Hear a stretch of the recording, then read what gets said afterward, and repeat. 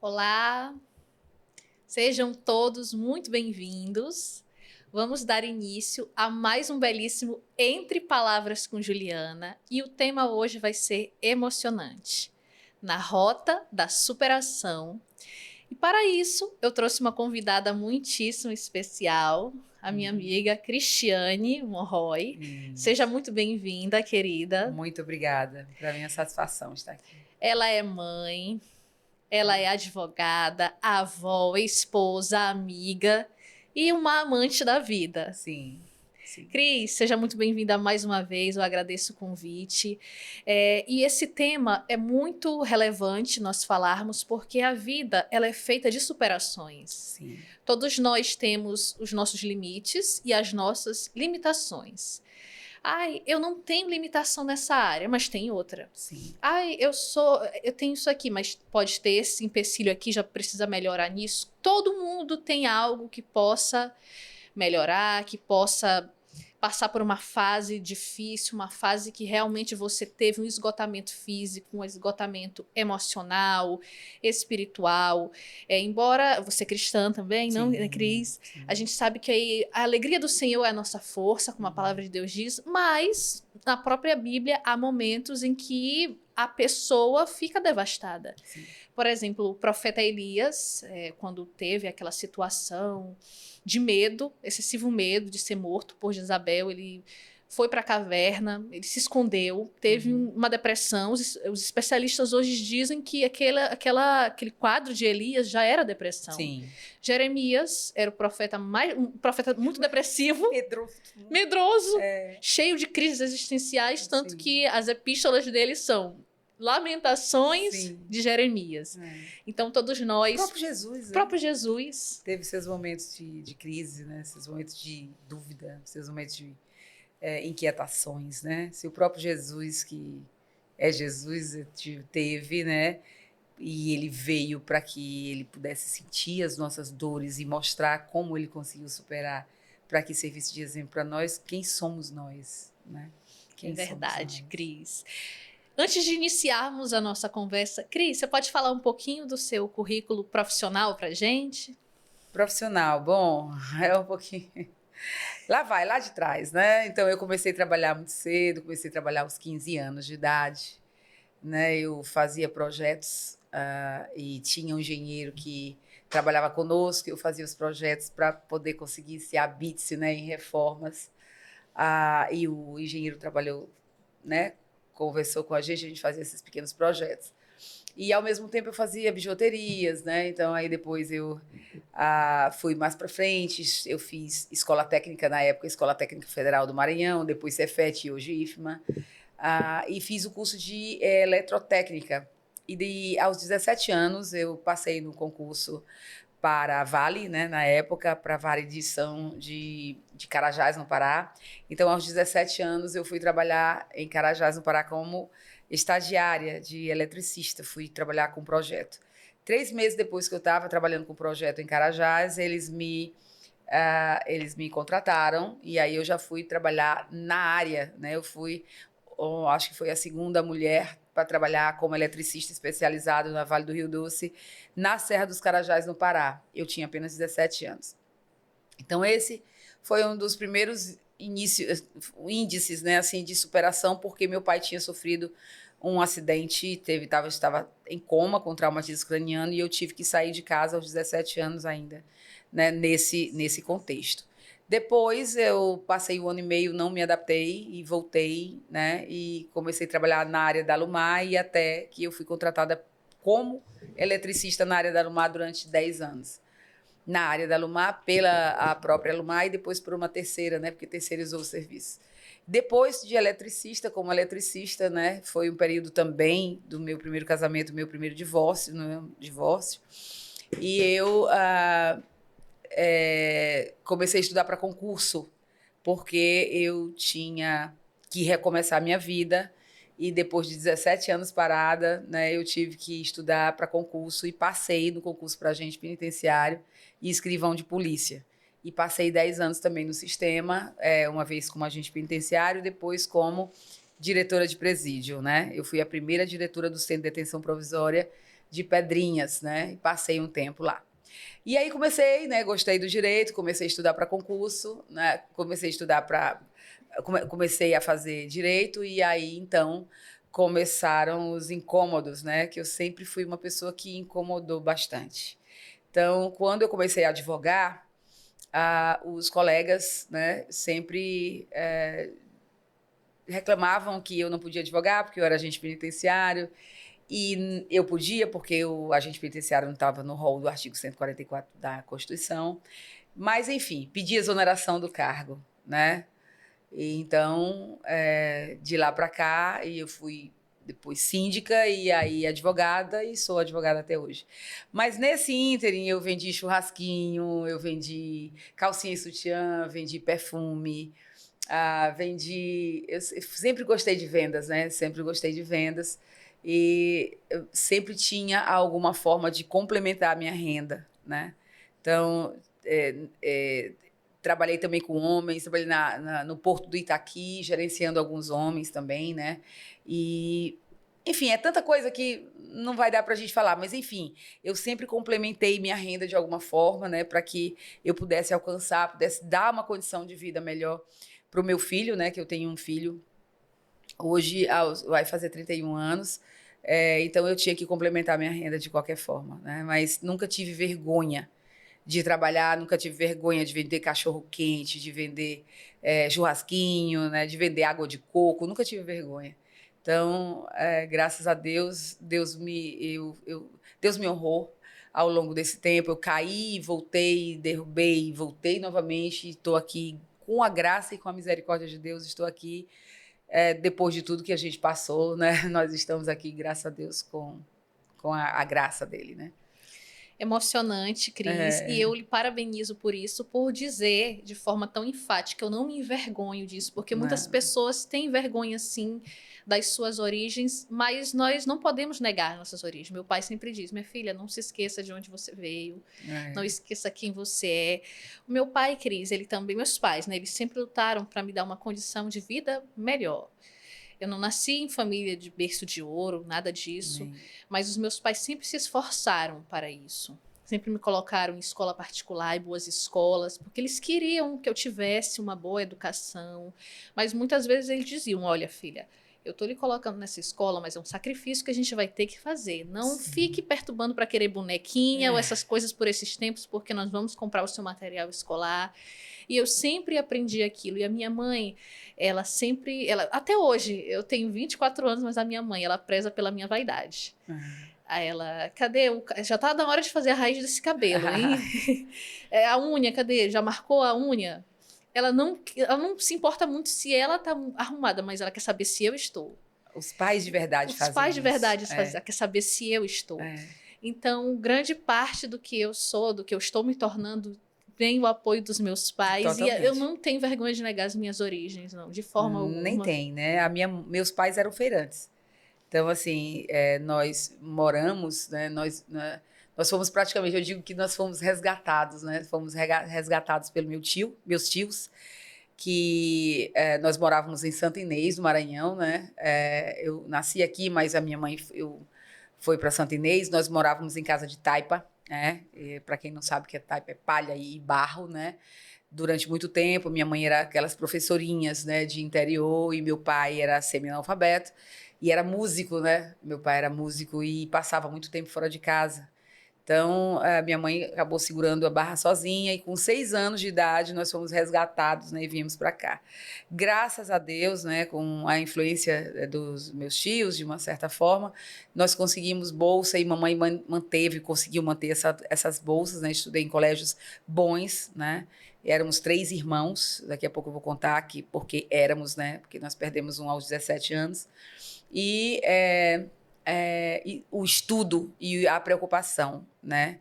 Então, minha mãe, e também é uma outra situação, como ela precisava nos dar uma condição de vida melhor, um estudo melhor, obviamente fracassou em algumas, eu não digo fracassou, mas deixou de lado a companhia, a presença, porque ela tinha que trabalhar.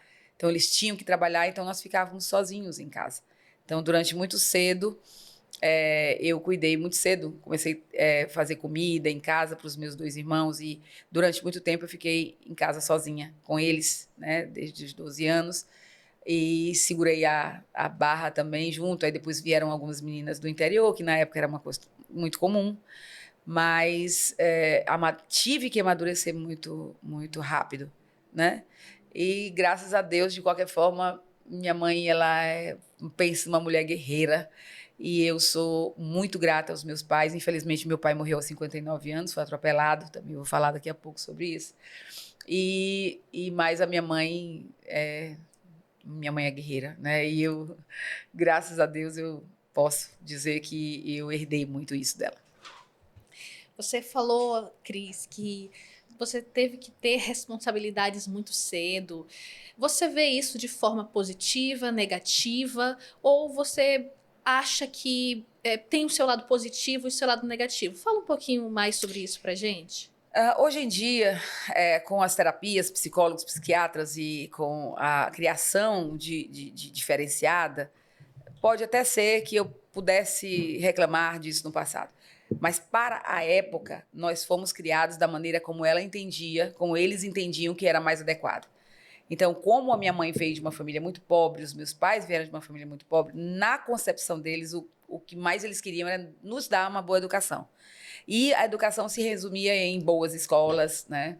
Em roupas, né? Em comida dentro de casa. Então, era a época que se ia na Ceasa e se comprava fardos e fardos de banana e laranja e tal. Então, na cabeça dos meus pais, aquilo era educação. Então, eles estavam fazendo a melhor parte deles, dando o que para eles era de melhor. Obviamente, isso trouxe reflexos, né? Que a companhia dos pais, a ausência, né?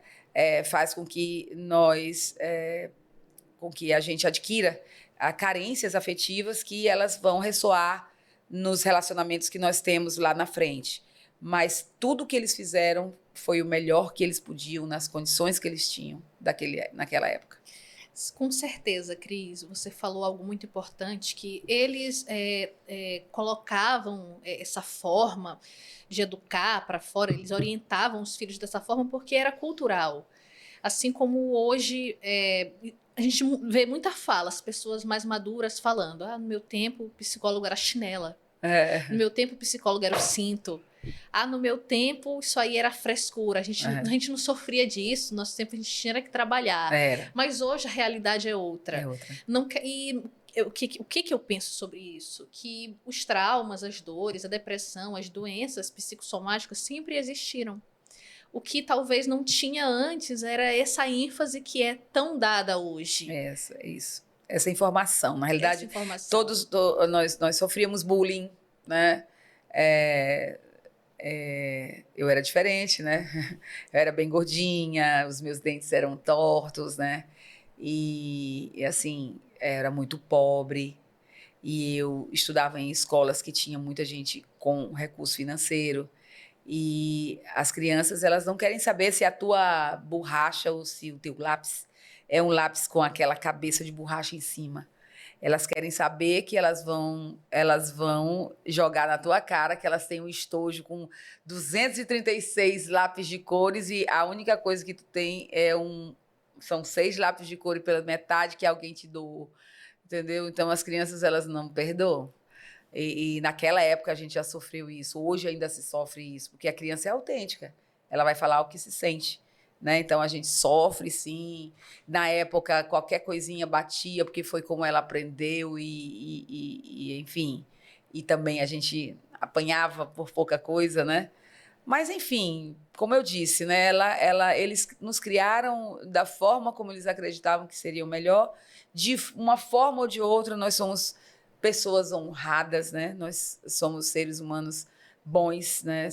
Temos um coração inclinado a fazer o bem, graças a Deus, somos todos, inclusive minha mãe também é cristã, né? E a família toda hoje serve ao Senhor, então as coisas que ficaram para trás de verdade, e a gente busca olhar o melhor lado de todo mundo, inclusive dos nossos pais. Nenhuma criação, Cris, ela é perfeita. Todos os pais, porque são seres humanos. Seres humanos, eles cometem erros. Então, os nossos pais, eles cometem erros também. Às vezes protegem demais, às vezes essa superproteção, ela acaba... É uma bolha, uma redoma. Quando a pessoa vai para o mundo mesmo, vai enfrentar realmente aquelas dores, realmente aquilo ali, ela não sabe lidar com aquilo. Foi o que eu conversei há uns dias atrás com meu namorado, ele falando que hoje, por exemplo, o professor ele não pode mais falar alto com o aluno. Não. Vai estudar, menino. Presta atenção. Olha, toma rumo nessa tua vida. Não pode mais falar isso, porque você está constrangendo o aluno, você está humilhando o aluno, você está causando traumas no aluno. Mas a dor, né, você fazer algum momento de dar uma pressão, falar mais sério, é necessário sim, porque a vida vai fazer isso com a criança. Mas hoje a gente está num cenário de que não pode mais fazer isso, não pode mais corrigir, não pode mais orientar, não pode falar um pouquinho mais alto, porque tudo você está gerando traumas, você tá um pouco complicado de ser professor hoje em dia, Cris. Verdade. E professor, eu fui muito criticada, porque com 17 anos meu filho saiu de casa. Entendeu? Nós acertamos que era o momento certo dele morar sozinho. Ele tinha 17 anos, né? Ele começou a trabalhar também muito cedo comigo, com 15, que nós trabalhávamos nessa área de condomínio, então ele começou a trabalhar muito cedo comigo. Então, aos 17 anos, já estava com uma namorada e estava querendo ter as coisas dele e tudo. Então, eu fui e nós buscamos uma casa de uma senhora que tinha muitos recursos e a parte de cima da casa dela estava desocupada porque o filho dela tinha ido para os Estados Unidos e ela quis alugar. Eu digo, bom, essa é a oportunidade para que ele adquira a maturidade que ele precisa. Já estava namorando e eu estava vendo que aquele namoro ele ia prosperar para um casamento que, de fato, graças a Deus, foi um casamento, ainda é um casamento, graças a Deus, e sempre será. E eu acreditei que ele precisava adquirir uma maturidade maior, né? Ele precisava adquirir uma experiência maior de vida e se eu tivesse deixado ele ali nas minhas dependências físicas e emocionais e tudo, ele não seria o homem que ele é hoje, né? E isso é muito importante. Apanhou, né? Apanhou o tempo que foi necessário, respeitou. Hoje ele é uma pessoa que respeita as pessoas, ele é uma pessoa humilde, ele é uma pessoa honesta, né? Então, mas ele apanhou as budugadas dele também na hora certa, durante muito tempo, mas graças a Deus não me deu nenhum trabalho. Teve uma época na escola, eu nunca vou me esquecer disso, no ensino médio, eu fazia o primeiro ano do ensino médio. Uma aluna falou assim: eu sou contra pais baterem nos filhos. Por que não conversa? Não precisa bater, você vai gerar dores emocionais no seu filho. E a professora falou assim: quem não apanha de pai e mãe, apanha da vida. Aí todo mundo começou a bater, a aplaudir a professora. Isso mesmo, professora. Aí a menina ficou emburrada. Mas é verdade. Você falou aí de que bateu, que deu umas palmadinhas. E minha mãe fala muitas vezes sobre isso. Que quantas vezes ela não levou uns bolinhos na mão.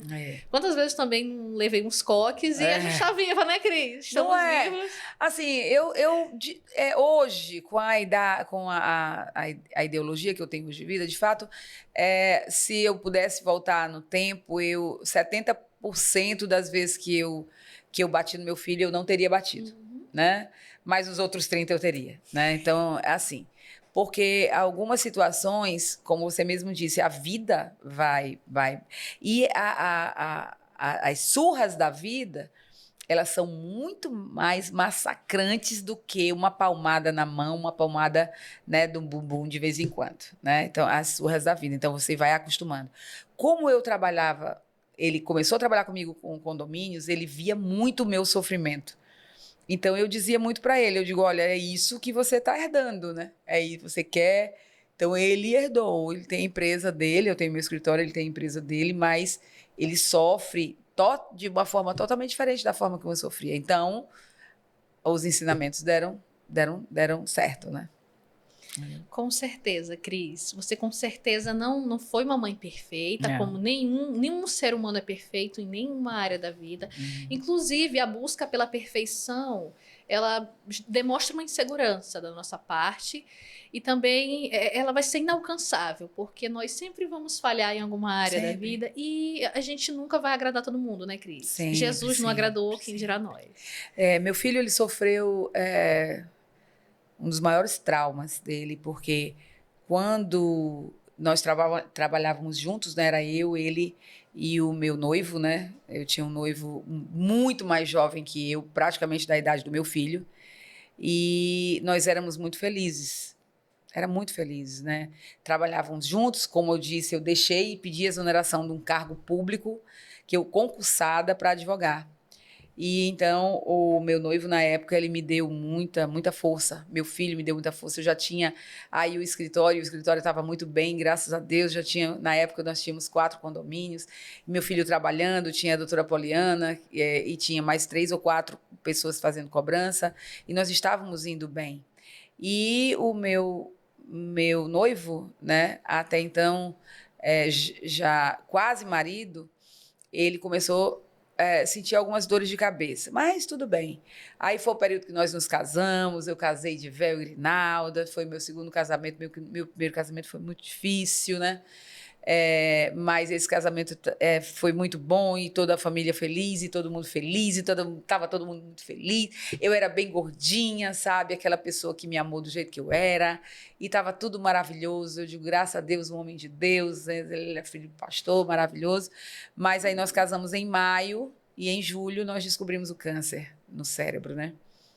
Esse é o câncer que ele herdou esse câncer. Na realidade, ele já nasceu com o câncer, né? E então, nós casamos em maio, em julho ele descobriu o câncer e em dezembro ele foi para a Glória, porque aquele ele não tinha como não ir. Era uma pessoa extraordinária, apesar da idade. Era uma pessoa que ele tinha a pessoa que você olha para a pessoa e ela tem um brilho que você não consegue descrever. Então, ele era assim, sabe? Os nossos pastores nos noivaram, nós tivemos um noivado, nós tivemos um casamento, né? E tudo muito assim, com véu, grinalda, com tudo. E nós estávamos muito felizes, e aí, mas Deus disse, já chega. Ele só veio te ensinar, e você também veio também passar alguns ensinam por algum motivo ele está indo embora e aí então aquilo que para mim era um conto de fadas, porque eu tinha tido um casamento muito difícil, meu primeiro casamento, eu imaginava que estava tudo muito bem, que eu estava muito feliz e que eu ia ser feliz para sempre, porque ele era uma pessoa realmente formidável. Aí Deus levou, né? E aí quando Deus levou, meu filho estava trabalhando conosco e eu passei 6 meses em Fortaleza cuidando dele lá, porque abriu a cabeça, colocou uma válvula e ele estava já fazendo as máscaras para começar a radioterapia lá em Fortaleza. E aí ele morreu no dia 14 de dezembro de 2000, no dia 8 de dezembro de 2014. E quando ele partiu, quando liguei para dizer que ele tinha partido, eu não liguei de forma tranquila. Eu liguei aos gritos e aos prantos. E meu filho recebeu a notícia dessa forma. E meu filho e minha nora. Então, isso traumatizou todos os dois. Né? Essa forma, porque eles amavam muito ele. Ele era uma pessoa muito querida, muito. Então, aquilo traumatizou. Hoje, às vezes a gente vai falar e assim, fala muito pouco porque isso traumatizou. Então, isso traumatizou e aí você veja 10 anos depois, praticamente, acontece algo parecido, né, com o Márcio, né? Mas, enfim. O que eu quero falar em relação a isso é que algumas pessoas passam por dores maiores do que as outras.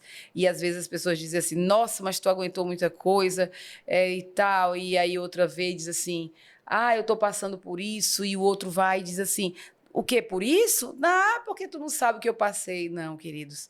Cada pessoa tem a sua dor, cada pessoa tem o seu momento. Eu jamais posso mensurar a minha dor com a sua dor, porque a sua dor é sua dor.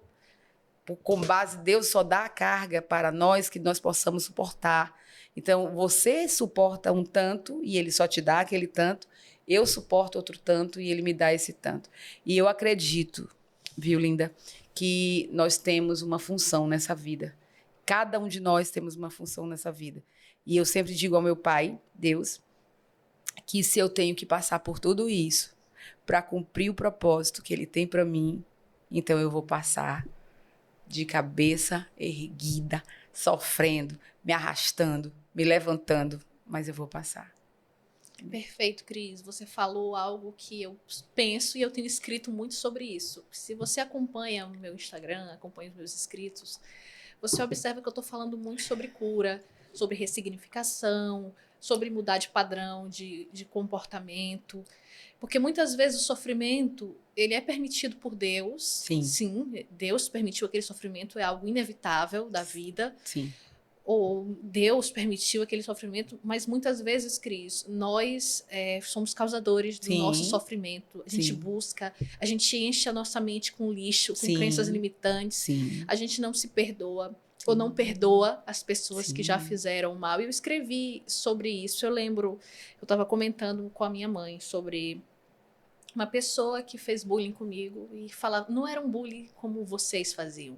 Minha mãe conta que ela recebia apelidos na escola, mas era algo assim, zoeira. É diferente de você ver uma pessoa tirando a tua paz, querendo te fazer mal. Sim. E por muito tempo eu guardei aquela mágoa no meu coração. E um dia eu falei, mãe, eu não consigo perdoar ela pelo que ela fez. Aquilo ali ficou na minha cabeça, ficou no meu subconsciente. Ela falou, mas é por isso que isso está ainda ecoando dentro de você, porque você não perdoou. Exato. Aí eu digo, não, eu perdoo ela devia, ela é pobre de alma, por isso que ela fez aquilo, então eu vou perdoá-la. Sim. E quando você falou aí, Cris, que cada ser humano tem a sua dor, não adianta dizer, ai, você não sabe nada do que é dor, porque todos nós temos. Sim, as nossas dores, uns mais, outros menos, uns passam por luto, outros passam por um jeito, mas tem pessoas que têm lutas na alma, aquelas batalhas que só Deus sabe, que você deita, coloca a mente no travesseiro, só você pensa, só Deus sabe o que você está pensando ali, você não tem nem coragem de expor.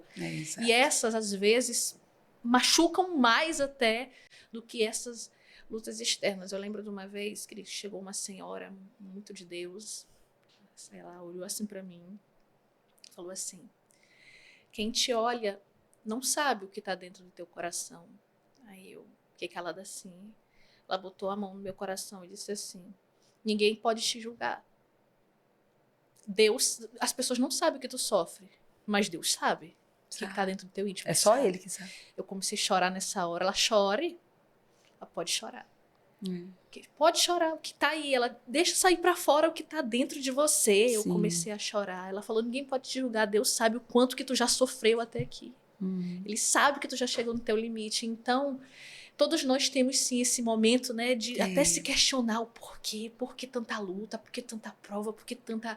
Por que... Você já passou por isso, Cris? Não. Não? Olha, essa é uma pergunta que muita gente faz para mim. Eu nunca perguntei por quê. Sabe, porque quando você realmente é convertida de verdade, e você entende a palavra, não estou dizendo que eu sou especialista, não sou, tá longe, né? Mas eu entendo que nós temos um propósito, nós temos um propósito, todos nós temos. E o meu, por algum motivo, é esse. Então, se Deus me deu esse propósito, por algum motivo, e eu fui muito, muito, muito acompanhada.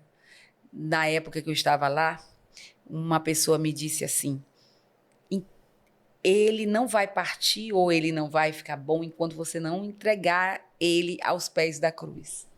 E eu disse, eu não posso entregar, porque pode ser que Deus leve. Eu tinha muito medo de Deus levar. Como é que eu vou entregar aos pés da cruz porque eu não quero que Deus leve? Só que eu tive que entregar. Né?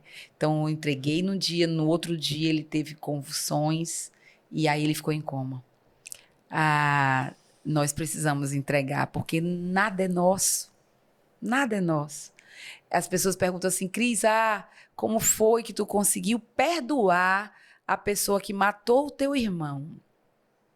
Como tu conseguiu perdoar quem atropelou o seu pai? Como você conseguiu perdoar um marido que ele, da forma dele, infelizmente, cometeu vários abusos, que foi o meu primeiro marido?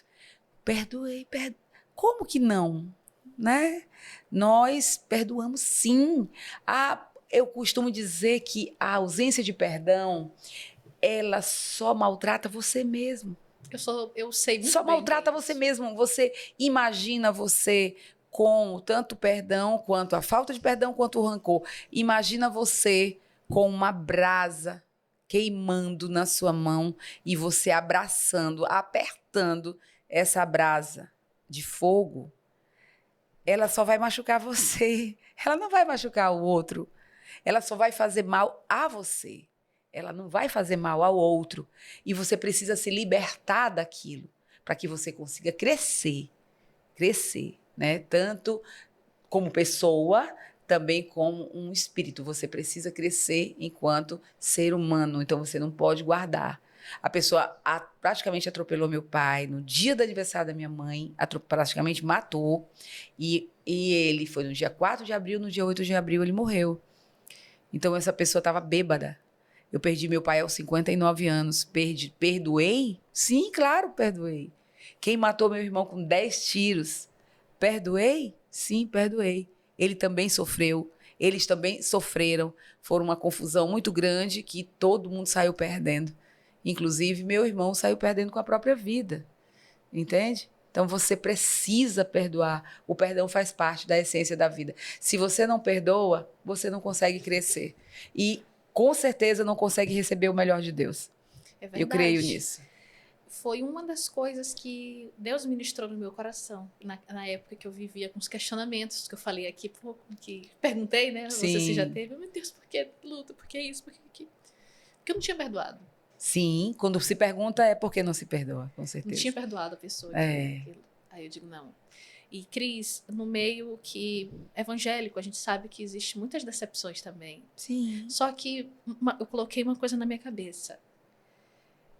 São homens, não é Deus que está me magoando. Exato. Deus não tem culpa. Exato. Então, tomei consciência daquilo e perdoei um líder abusivo que eu também tive. Sim. Que eu já falei aqui em um podcast sobre isso, que nós trouxemos irmãos aqui da Presbiteriana que falaram sobre Bíblia, sobre interpretações, sobre heresias. Profetadas. E coisas que, sabe? Sei. E eu falei, não, eu tenho que deixar para trás essa página que ele fez. Eu pago Deus aqui, Deus é o Deus de justiça. Pronto. Deus cuida. Se você quiser, eu costumo dizer, todo mundo diz assim, não, mas eu não perdoo, eu não vou sossegar enquanto eu não ver essa pessoa assim, eu não vou sossegar enquanto eu não fizer nada. Ele fez, eu vou providenciar também fazer com ele. A justiça não é nossa. A justiça é de Deus, espera e só aquieta teu coração e vai seguir tua vida. Porque senão a nossa vida já é preciosa demais. Nós temos pouco tempo para viver. E esse pouco tempo você ainda gasta tentando fazer o mal para uma outra pessoa porque ela te fez o mal. Não é assim, o mal ele não se repara com o mal. Se você não tiver a consciência e a concepção de que Deus faz justiça, se você não acreditar nisso, você vai o tempo todo querer fazer justiça com as próprias mãos. E não é assim que Deus ensina pra gente. Você tem que descansar nele e deixar que ele haja. E você, pensando aí em casa, você vai ver quantas e quantas vezes alguém te fez o mal e você descansou. E lá na frente você viu o que essa pessoa se tornou. Onde essa pessoa vai parar. Entende? Então é você realmente descansar em Deus e deixar que ele faça a justiça. Eu sou testemunha disso. Cris, teve umas 2 semanas, aconteceu uma situação injusta comigo. A princípio, a gente é ser humano e fica, meu Deus, mas isso não é justo. Eu não vou espernear, isso não vai adiantar. Eu comecei a chorar, eu digo, não vou fazer chororô com Deus, porque isso não vou chantagear Deus. A gente às vezes quer chantagear Deus. Mas às vezes ele entende. Ele entende. Tá bom, faz, chora. Vai. Mas não é por justo, tá bom. Mas isso não é justo, isso aí tá bom, chora. Aí depois passa, é um pai. Aí passou a fase do choro, eu só fiz uma oração assim, meu Deus, faça justiça. O Senhor estava lá. O Senhor viu. Viu. O Senhor sabe que eu não fiz. senhor sabe que eu não tenho nada a ver com isso. Eu digo, o senhor é que é o Deus da justiça. Hoje, chegaram para mim para abordar essa situação. E eu não estava nem pensando nisso, eu descansei, não deixa. Pois é. Eu lembrei na hora da oração que eu fiz. Eu cheguei, mãe, a senhora não sabe, essa situação se resolveu. Precisou espernear, precisou gritar, precisou bater. Não precisa. Mas tu vai aprendendo, amada. Olha, tu tem 24 anos, né? Tu tem que dar um desconto para a idade, tem que dar um desconto para ti. Tu não pode querer, na idade que tu tá, conceber tanta maturidade que só o tempo vai dar para você. Eu costumo dizer uma frase que eu li, que eu ouvi, era anônima, né? Você tem pouco tempo de vida para aprender com os próprios erros. Nossa vida é muito curta. Se você não olhar para o teu próximo e observá-lo e entender que ele erra e olha, eu não vou cometer esse mesmo erro. Eu ouvi daquilo, por isso é interessante os podcasts, por isso é interessante você ouvir outras pessoas, para que você consiga aprender com elas, avaliar aquilo e não cometer o mesmo erro. Entende? E você tem que dar esse desconto para você. Só tem 24 anos. E você, com essa maturidade que você tem, você até me perguntou, eu creio que porque você também é uma pessoa prematura, né? Você cresceu muito rápido, amadureceu muito rápido e tem buscado entendimentos também mais maduros, né? Para que você não consiga tanto se compreender como também auxiliar outras pessoas, que é o trabalho que você está fazendo. Mas não se cobre, porque nós vamos cometer erros, vamos cometer falhas. Deus vai olhar, meu Deus, olha, mas tá bom, minha filha, tu só tem 24 aninhos. Lá na frente você vai entender. E é um pai amoroso, é um pai que às vezes a gente se zanga com ele. Às vezes eu digo assim, mas de novo, né? O meu marido, ele tentou suicídio no ano passado, né? Eu torno isso bem público, porque ele mesmo, praticamente, ele se despediu nas redes sociais. E então, passou por uma depressão muito grande. E aí, então, quando aconteceu, eu gritei muito com Deus. Nossa, mas eu gritei. Em nenhum momento eu perguntei por quê. Mas eu gritei muito, eu digo, eu não acredito de novo essa dor, né? E eu gritava. Eu tinha perdido meu irmão, eu tinha perdido o meu pai, entendeu? Eu tinha perdido o meu marido. E aí, então, o Márcio estava passando por uns momentos ocasionados principalmente por esse nosso trabalho dolorido, que é você trabalhar com condomínios e trabalhar com pessoas, e ele começou a sofrer as consequências dessas transições desleais e tudo, né? Então, ele, por ser muito jovem também, né, ele não conseguiu lidar com aquilo. E outra, você não está preparado para lidar com a depressão do seu familiar. Você só vai estar preparado para lidar com a depressão se você fizer um tratamento também paralelo. Por quê? Porque a única coisa que a gente faz vamos viajar, vamos sair, deixa disso, vamos partir para tal lugar, entendeu? Não, até não. A nossa forma de ajudar, muitas vezes, é tentar tirar a pessoa daquilo ali de qualquer forma, só que a única coisa que ele quer é ficar deitado, é ficar isolado, e a gente não consegue compreender e continua vivendo a vida. Até que ele foi indo e não conseguiu aguentar aquilo, entendeu? E eu estava no momento em tratamento contra o câncer. Já estava no meu momento de radioterapia, estava fazendo radioterapia, já tinha feito a cirurgia da mama, já tinha feito as quimioterapias e já estava na radioterapia. Então, o câncer também foi uma chave muito grande, foi um trauma muito grande, foi uma dor que acionou. Ele já estava ruim, esse meu tratamento, ele me vendo com dor, ele me vendo sem cabelo, ele me vendo com um monte de sonda pendurada, de mama pendurada, né, dentro de casa, e aquilo ali realmente levou ele a fortalecer essa vontade de simplesmente ir embora. E eu chamo muito a atenção das pessoas em relação a isso, né? Graças a Deus, hoje ele está em tratamento, às vezes quis se isolar um pouco mais, mas está em tratamento e cada dia é melhor, e eu ainda o apoio, entendeu? Continuo apoiando, continuo lutando, vamos mudando de áreas, mudando de trabalho, mudando de foco, né? Vamos procurar outra coisa para fazer, mas não é nada fácil você estar vulnerável, né? E ter que lidar com mais uma perda, uma possível perda de alguém que você ama.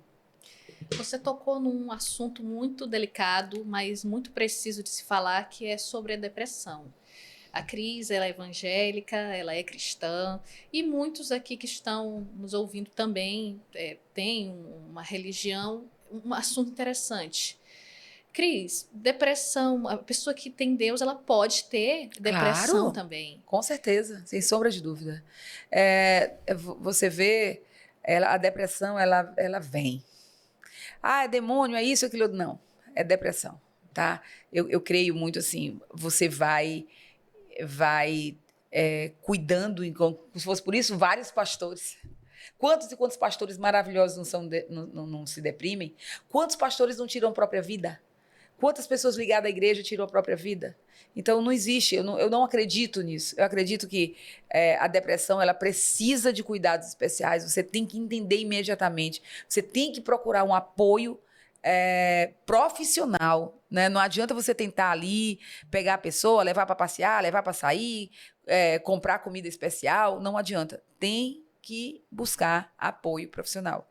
Tem que ter medicação, a medicação ela auxilia. Eu era muito contra a medicação, eu era muito, muito contra, porque eu passei pelo luto e a única medicação que eu tomava era para dormir, porque eu não conseguia dormir.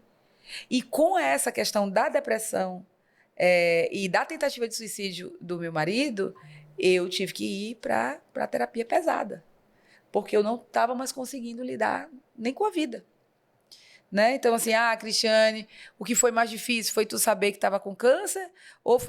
Sem sombra de dúvida, foi a tentativa de suicídio do meu marido. Mas porque eu coloco ele em primeiro lugar e eu em segundo? Não. Porque é muito complicado você lidar com a dor da perda de um ente querido, e eu já sei disso, de cor e salteado. Entendeu? Então, eu tenho pânico, né, gente? Então, eu disse para Deus, quando eu olhei, né? Quando eu descobri o câncer, eu olhei pro meu filho já criado, meu neto a coisa mais linda do mundo, tudo muito bem encaminhado. Aí eu disse, quando você é cristão de verdade, você não tem medo da morte. Entende? Você não tem medo da morte. A vontade de Deus, ela é sempre boa, perfeita e agradável. Ele vai nos recolher na hora certa. Nós temos medo de falar da morte, mas a morte faz parte da vida. Então você precisa compreender que mais cedo ou mais tarde você vai. Entendeu? Então é isso. Inclusive, eu fiz uma crônica sobre isso. E se morrêssemos hoje? Eu postei essa crônica e lá eu falo que muitas vezes nós nos preocupamos só com conquistas materiais. E nós não nos preocupamos com quem nós temos sido. Sim. Mas quando a gente for, o que vai importar vai ser isso. O que a gente deixou para as pessoas? Qual o nosso legado? Qual o nosso legado? Qual o nosso legado, né? Então, eu vejo isso assim. Então, quando Deus fala comigo, às vezes eu estou no aeroporto. Por exemplo, agora recentemente eu tinha uma casa, vendi a casa, eu fui para Portugal, sabe? Depois eu fui lá para o Santo Amaro, fui com as meninas numa viagem de ônibus. Então, assim, conhecendo muita gente é muito bom, porque eu gosto dessa sintonia com pessoas. E eu precisava me buscar. Eu precisava ficar só, então eu tive que viajar para longe, vendi minha casa, comprei um apartamentozinho pequenininho, que é só o que a gente precisa, né? E aí depois eu peguei uma parte do recurso e fui viajar. Eu precisava viajar sozinha, graças a Deus o Márcio já estava bem melhor, e eu precisava ficar só, eu precisava de identidade, eu precisava buscar minha identidade, que eu perdi ao longo dos anos, tomando conta de todo mundo, me preocupando com todo mundo, olhando a vida de todo mundo, eu acabei esquecendo da minha, eu perdi a minha identidade. Quem era eu? Quem era eu? Eu era Cristiane esposa, eu era Cristiane mãe, eu era Cristiane avó, eu era Cristiane empresária, era Cristiane advogada. Quem era eu? Né? Então, eu fui realmente fazer essa busca e, graças a Deus, foi muito boa, foi muito gratificante. E um dia eu estava no aeroporto e eu estava com o celular na mão, olhando bobagens e tudo e tal.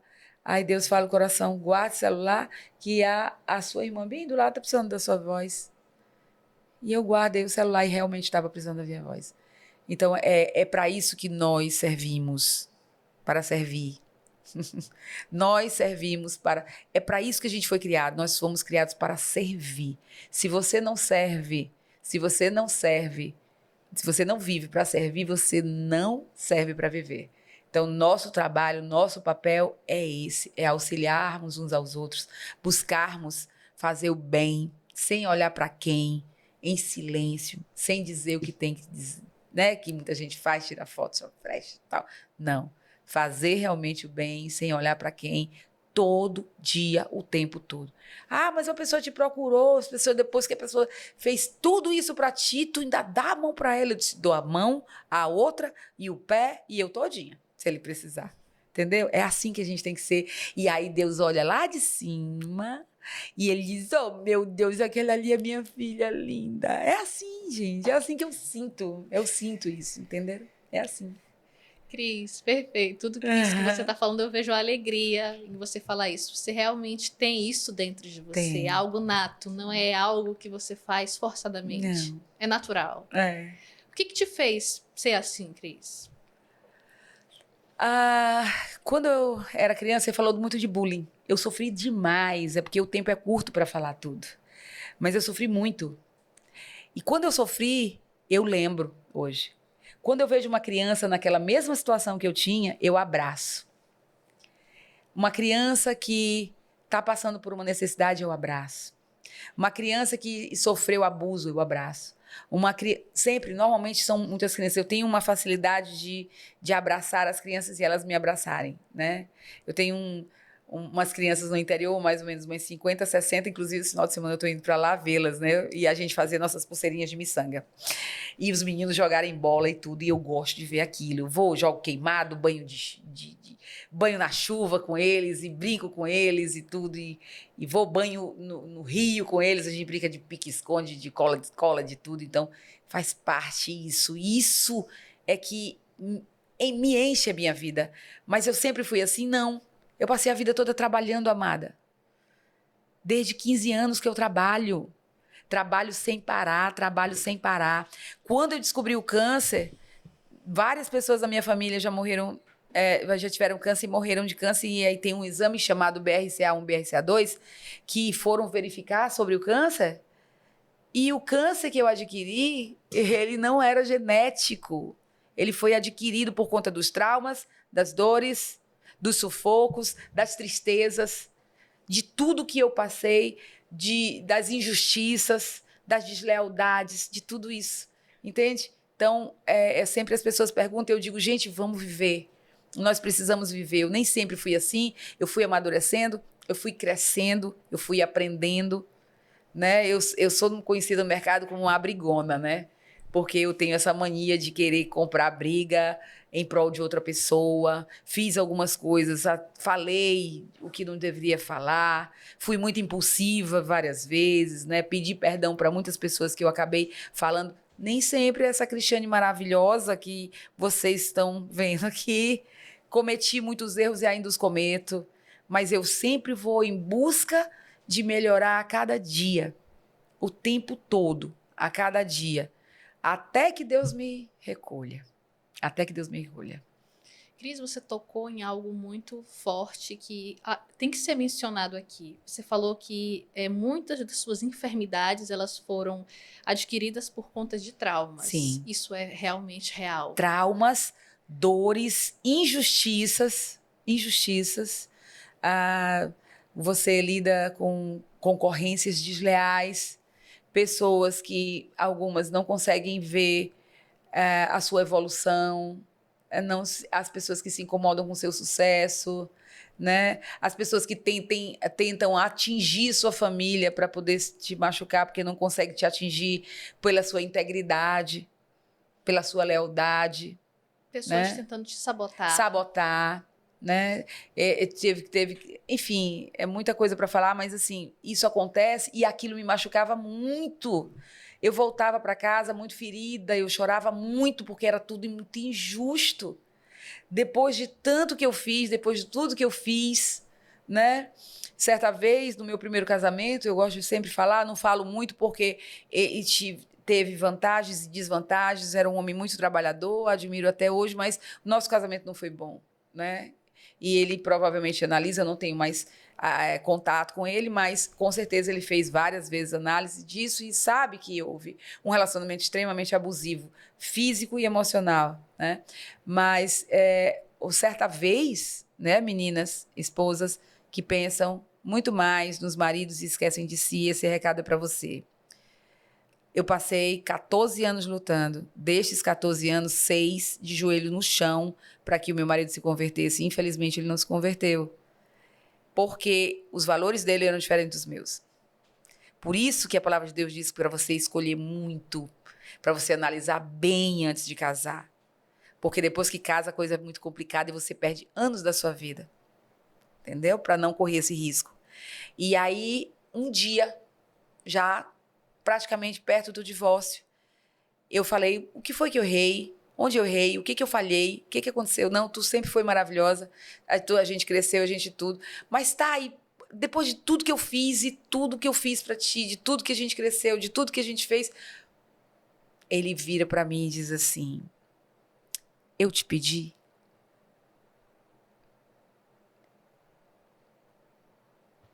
Não. Eu fiz porque eu quis. Então parem aí, meninas, e façam uma análise. O que você está fazendo porque você quer fazer? O que você está fazendo por dependência emocional? O que você está fazendo que está agregando a sua vida? E o que você está fazendo que está perdendo na sua vida? Faça essa análise. Se você não consegue cuidar de você mesma, busque ajuda para que um dia você consiga cuidar de você mesma, né? Só lembrando, gente, eu estou nessa busca também, né? Cuidar de mim mesma, me arrumar, meus lenços, minhas coisas, me ajeitar, emagrecer, fui para a academia, cuidar de mim. Porque se você não se amar, quem é que vai amar você se você não se amar, gata? Vocês estão entendendo? É nessa, é isso, assim, às vezes as pessoas dizem, Cristiane, mas tu tá com esse brilho e tal. Por quê? Porque Deus está aqui comigo. E, ao mesmo tempo, eu tenho me amado cada vez mais. E eu tenho me amado cada vez mais. E amo. Cris, você falando sobre autoestima, sobre alegria, você já teve problemas com a sua autoestima? Demais! Gente, eu sou pequenininha, eu era gordinha, os meus dentes eram tudo torto. Hoje eu uso lentes, né? Mas eu usei aparelho durante muito tempo, arrumei os dentes, desarrumou, e os dentes não se arrumaram. Graças a Deus inventaram esse negócio de lente, aí com os dentes, né? Natural, né, gente? Bem naturalzinho, né? Então, assim, maravilhoso, e cuidei. Aí apareceu esse negócio de rinoplastia, não sei o que mais. Lá eu, né, fiz também. Mas o resto luta, né? Você... quantas e quantas, né? E mesmo eu gordinha, eu já era assim. Mesmo os dentes um em cima do outro, eu era assim. Eu gostava de brincar, eu gostava de beijar, gostava de abraçar. Não importa como você é, porque quando eu era gordinha, que os dentes, os cabelos tudo por acolá, entendeu? A barriga desse tamanho, mesmo assim, eu era linda de qualquer jeito. Sabe? Onde eu chegava, eu gostava de cheirar, de abraçar, de tudo e tal. Nem todo mundo é assim. Às vezes as pessoas são introspectas, né? Mas nós precisamos respeitar de qualquer jeito, mas as pessoas precisam buscar ficar bem consigo mesmo primeiro. Na hora que a gente está bem com a gente mesmo, automaticamente a gente abre, né, espaço para outras pessoas também gostar da gente.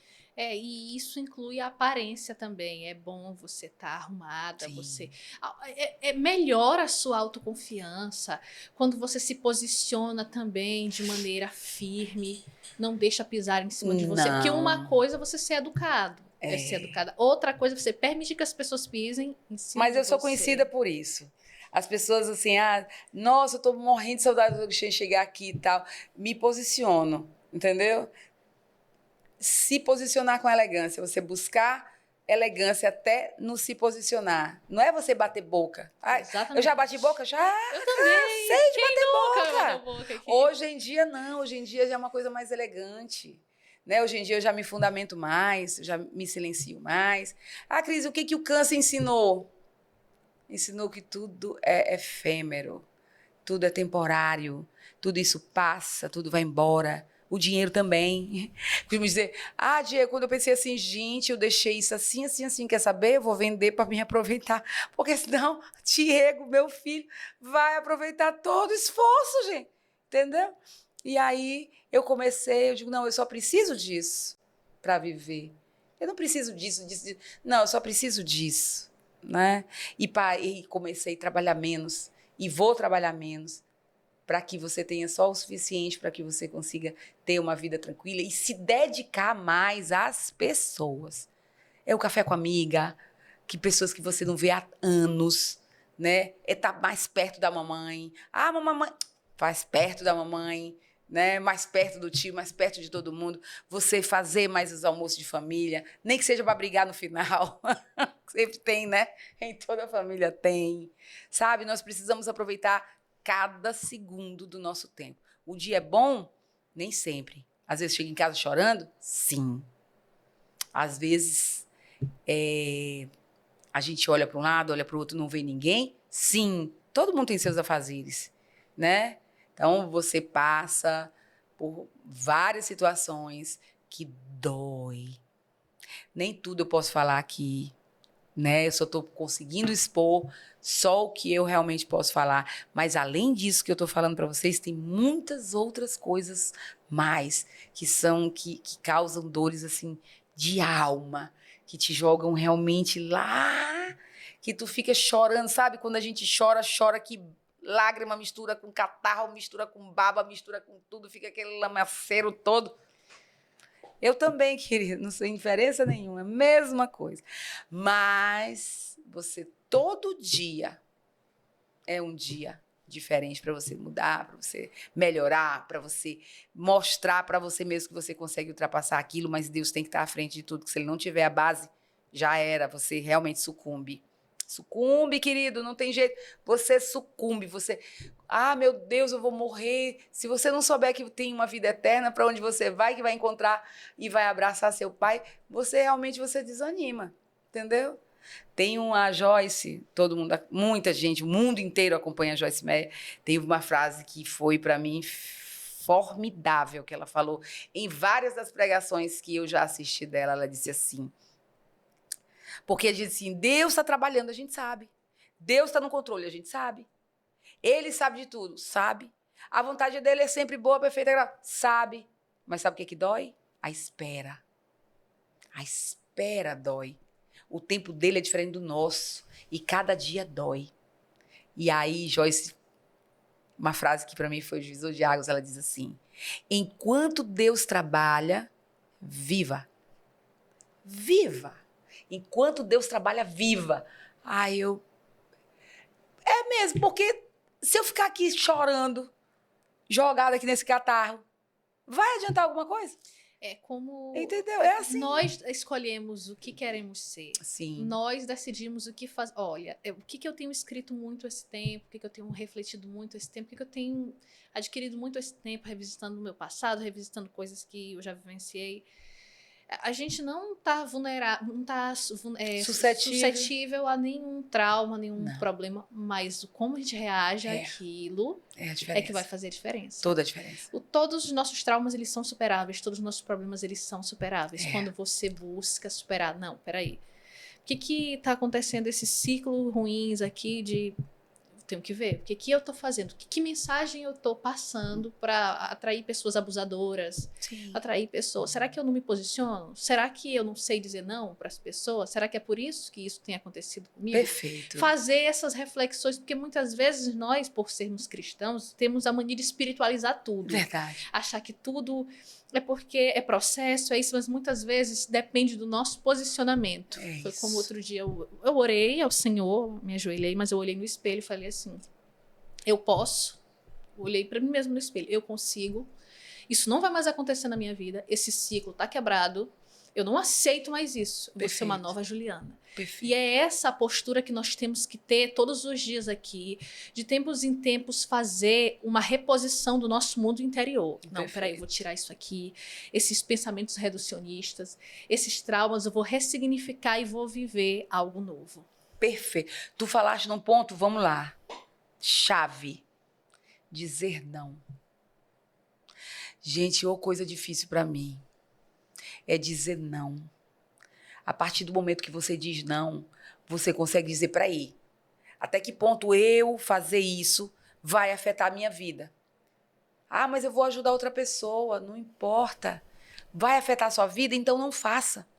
Uma amiga minha diz, ela estuda muito a palavra, ela diz assim, Cris, eu estava num momento muito difícil, muito, muito, muito difícil, talvez o mais difícil da minha vida. Ela disse, fulano de tal me procurou, ela está com depressão. E eu tô vendo que ela vai cometer suicídio. Né? E ela me procurou porque ela sabe que eu vivenciei uma coisa parecida na família e tudo.